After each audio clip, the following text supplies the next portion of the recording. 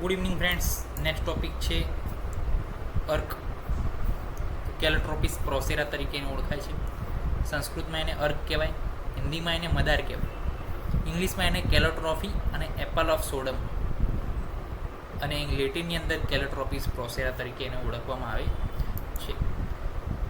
અર્ક એટલે આંકડો, ગુજરાતીમાં આંકડો. જે હનુમાન દાદાના ફૂલ જે ચડે એ તમે અહીંયા જોઈ શકો છો કે હનુમાન દાદાના આના ફૂલ ચડે, આંકડાના ફૂલ ચડે. અને આ જે છે ઘણા બધા શોધ હળ તરીકે પણ જે છે આનો ઉપયોગ થાય છે. કે નાકમાં જે છે ફોલ્લી થઈ હોય, શોધ થયો હોય તો આંકડાના ફૂલ સૂંઘવાથી એ જે છે ફોલ્લી 1 થી 2 દિવસમાં મટી જાય છે. સેલ્ફ એક્સપિરિયન્સ છે.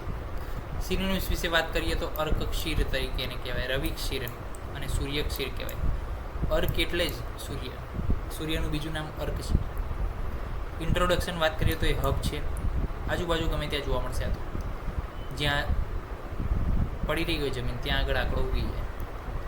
હાઇટ 3 થી 6 ફૂટ હોય. લીવ્સ રિસેમ્બલ ટુ ધ વટ, રસ પરપટીમાં એનો ઉપયોગ થાય. જોઈ લો, એના લીવ્સ જે છે, પાંદડા જે છે વટ એટલે કે વડ જેવા હોય છે, મોટા અને જાડા હોય, થિકનેસવાળા હોય. એની ડોર્સલ સાઈડ એટલે કે પાછળનો ભાગ કેવો હોય, ગ્રીનિશ હોય અને સ્મૂથ હોય. જુઓ અહીંયા દેખાડ્યું છે એમને. અહીંયા જે છે, હવે ફોટો આવશે, એની અંદર જે છે પાછળનો ભાગ ગ્રીનિશ હોય અને એકદમ સ્મૂથ હોય છે. બીજું કે ફ્લાવર જે છે ડાયજેસ્ટિવ સ્ટિમ્યુલન્ટ છે. પર્પલ ફ્લાવર પણ હોય અને વ્હાઇટ ફ્લાવર પણ હોય. પર્પલ જે ફ્લાવર હોય કેલોટ્રોપિસ જાયજન્ટિયા અને જે વ્હાઇટ ફ્લાવર હોય કેલોટ્રોપિસ પ્રોસેરા. લેટેક્સ જે નીકળે છે લીવ્સમાંથી એ કેવો હોય, કડવો હોય, bitter in taste. Powder of root જે છે, રૂટનો પાવડર ઇમેટિક તરીકે વપરાય. લીવ્સ જે છે એક્સટર્નલ કોલ્ટીસ સ્વેદન માટે વપરાય. પાંદડા પિમ્પલ્સનો પાક કરાવવા માટે. મિલ્કી જ્યુસ જે છે એઝ અ વેઝિકન્ટ કોઝ અ બ્લિસ્ટરિંગ, ફોલ્લા પાડી દે. એટલે જે મોટા લોકો કહે આપણને કે ભાઈ એને અડવાનું નહીં. બીજી વાત કરીએ તો કે ક્રોનિક સ્કિન ડિઝીઝ પણ કરી શકે મિલ્કી જ્યુસ. પછી ડેપિલેટરી પણ છે, એટલે કે કેઝગ્ન use to remove the hair. તો આ જે કોન્સેપ્ટ છે હજુ મોડર્નવાળાને હજુ ખ્યાલ નથી કે ભાઈ યુઝ ટુ રિમૂવ હેર કેસગ્ન છે. નહીંતર બધું દૂધ પાછા શું કરે, કાઢી નાખે, આંકડા બધા ખલાસ થઈ જાય. Remove hair from the hides and for deodorising them. Okay. Collection ક્યાંથી થાય તો કે ઓલ ઓવર ઇન્ડિયા, ગમે ત્યાં તમને, અહીંયા પણ ગુજરાતમાં પણ ગમે ત્યાં મળશે તમને. ઘરની બહાર નીકળો એટલે આંકડો પ્રથમ નજરે આવે.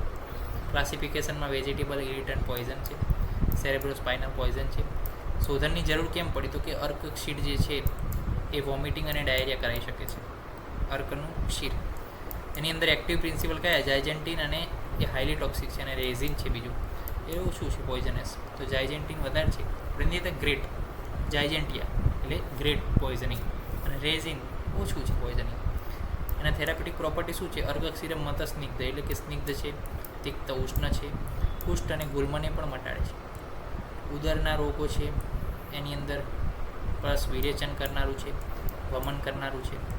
ગુદાંકુર એટલે કે પાઇલ્સને પણ મટાડે છે અને કૃમિને પણ મટાડે છે. ક્ષારકર્મમાં જે છે આનો ઉપયોગ થાય છે. તો ત્વચાની અંદર પણ ઘણા બધા પ્રયોગો આની અંદર થાય છે.